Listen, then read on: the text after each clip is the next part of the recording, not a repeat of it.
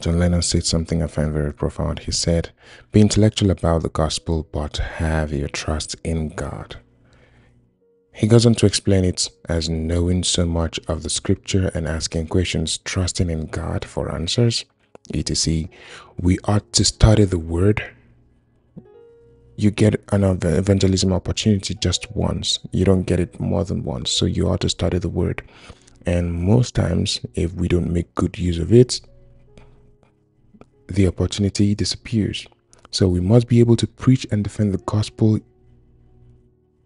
at any time we're called upon to do that, because it is a sign that we love people, and that is the reason why we should participate in understanding the scripture very well, especially being intellectually sound in the scriptures. We must be able to preach and defend the gospel. It is a sign of love.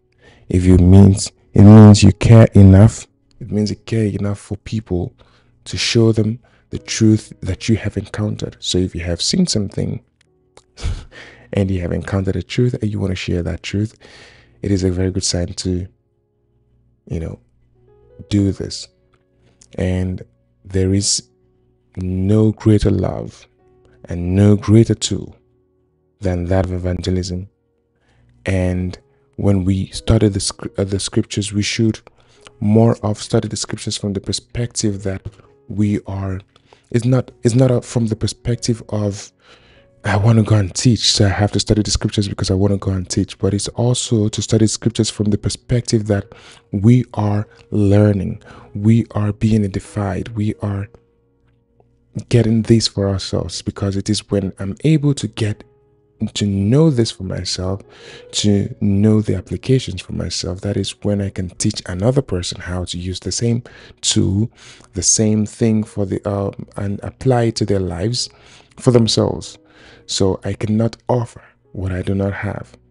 Certain times we see a lot of believers who try to offer things they don't have.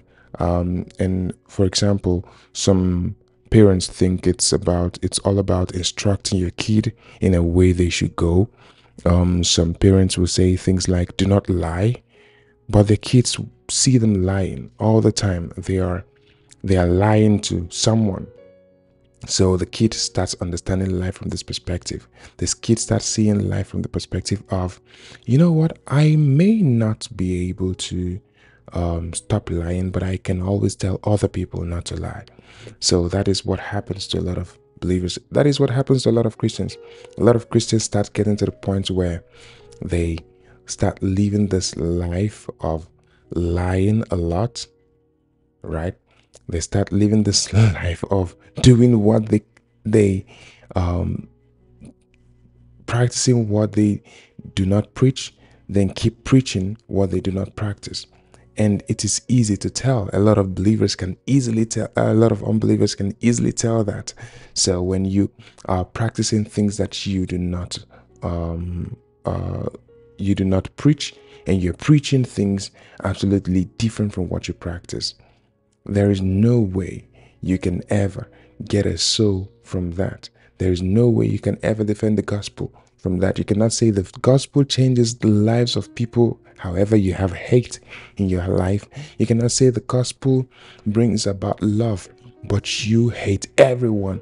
No, it's impossible. So first of all, the place to start from is understanding the gospel for yourself, applying it to your life.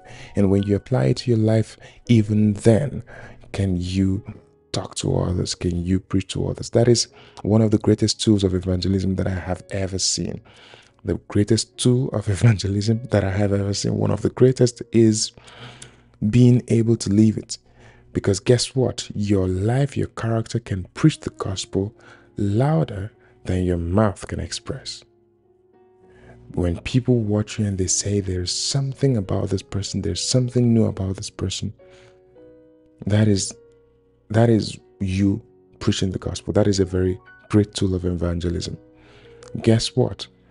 A lot of people fall off the faith. Why? Because they see other people who they respect so much falling off the faith.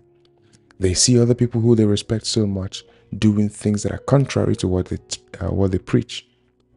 So if you see someone who's doing a lot of things that are contrary to what they preach, and they come to you and they say, follow me, emulate me. No, you are not worthy of any emulation. And that is one of the genesis of Paul, where he is so proud to say, emulate me, for I emulate Christ, right? Because if your life is not worthy, if you've not put yourself through that place of pruning, you cannot be emulated. Your life is not worthy of such, and you're not even in a good shape to be an evangelist. So you cannot have hate in your heart and then claim to love God and desire that other people come see and come have what you have.